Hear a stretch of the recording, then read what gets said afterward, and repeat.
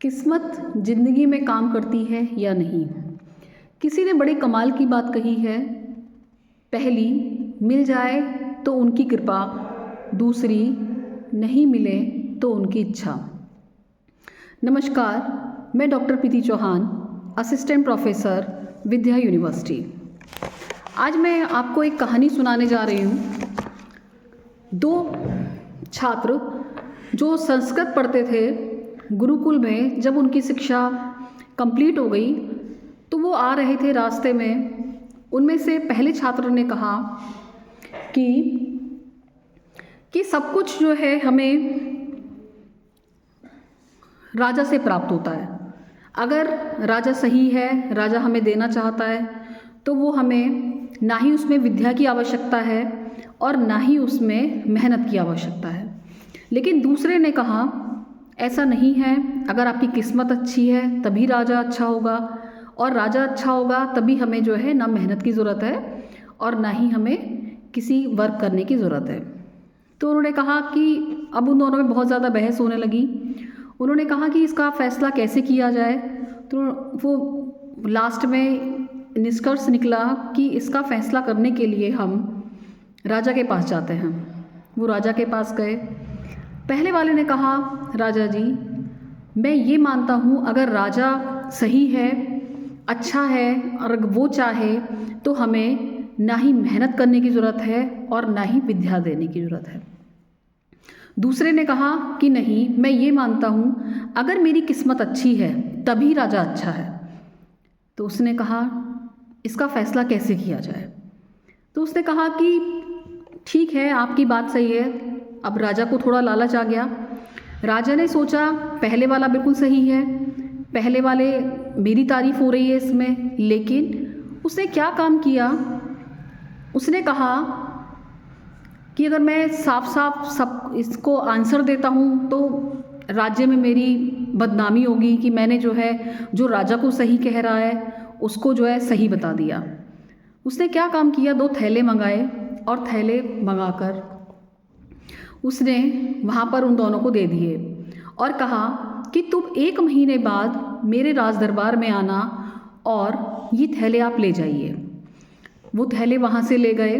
जब वो रास्ते में जा रहे होते हैं तो रास्ते में देखते हैं कि इन थैलों में क्या है, चलो देख लेते हैं।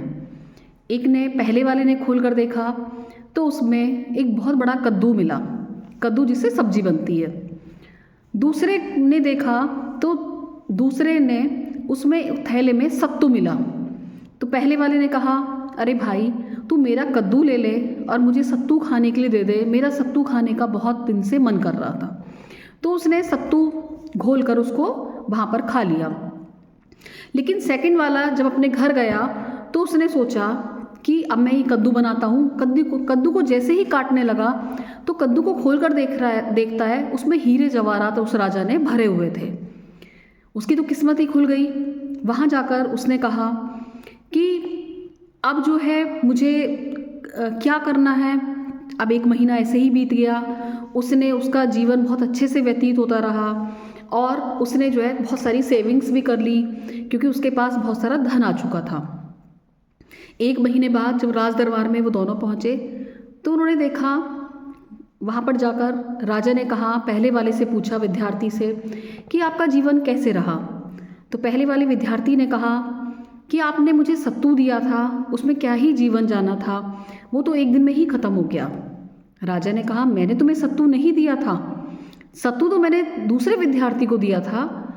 तो उसने कहा कि नहीं, सत्तू आपने दूसरे को दिया था, लेकिन मेरा मन सत्तू खाने का कर रहा था, इसीलिए मैंने कद्दू अपना कद्दू उसको दूसरे वाले को दे दिया। तो राजा ने कहा कि वास्तव में किस्मत ही बहुत मायने रखती है, कि किस्मत का ही फेर है कि तुमने इस चीज़ को एक्सचेंज कर लिया। आपने किस्मत के आगे कोई भी कुछ भी नहीं कर सकता। अब इस कहानी से बहुत से लोग ये सोचेंगे कि हमें मेहनत नहीं करनी चाहिए और हमें अपने भाग्य पर ही विश्वास रखना चाहिए। पर कि हमारा भाग्य हमें अपने भाग्य से ही मिल जाए, लेकिन आप में से एक बात हमेशा याद रखिए, जो जस करे सो तस फल चाका। भाग्य का निर्माण हम खुद कर रहे होते हैं। हमारे अभी वाले कर्म से अगर आपने अभी के कर्म अच्छे करने शुरू किए तो आने वाले भविष्य में भी आप अपने भविष्य का भी निर्माण कर सकते हैं। यानी कि इसका अर्थ ये हुआ कि अगर आप मेहनत नहीं करेंगे तो भविष्य भी आपका खराब होगा। आप अभी से मेहनत करेंगे तो भविष्य भी आपका सुधर जाएगा। तो एक भाग्य तो है ही है, लेकिन भाग्य के साथ मेहनत भी बहुत मायने रखती है। इस कहानी को मेरा बहुत मन था कि मैं आप लोगों के साथ साझा करूं। मुझे उम्मीद है आपको कहानी अच्छी लगी होगी। तो इसीलिए कर्म करते रहें, मेहनत करते रहें और ईश्वर आपका भाग्य अच्छा करेगा। Thank you.